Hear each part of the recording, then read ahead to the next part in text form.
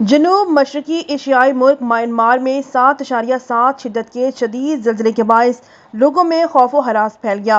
गैर मुल्की मीडिया के मुताबिक ज़लज़ला थाईलैंड के दीगर इलाकों में भी महसूस किया गया।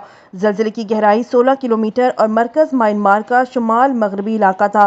रिपोर्ट्स के मुताबिक म्यांमार में ज़लज़ला 1 मिनट तक महसूस किया गया। लोग घरों से बाहर निकल आए। ज़लज़ले के 12 मिनट बाद आफ्टर शॉक्स की शिद्दत 6.4 रिकॉर्ड की गई।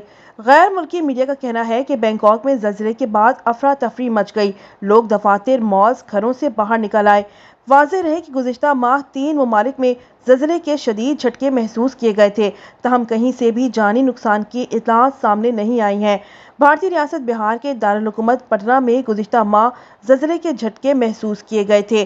सोए हुए लोग हड़बड़ा कर उठ बैठे थे और खौफजदा होकर घरों से बाहर निकल आए थे।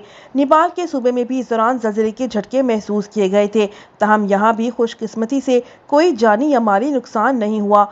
इस तरह तिब्बत में भी ज़लज़ले के झटके महसूस किए गए थे, जिनकी शिद्दत 4.1 रिकॉर्ड की गई। माहिरीन के मुताबिक इस ज़लज़ले का मरकज़ ज़मीन के 70 किलोमीटर गहराई में था।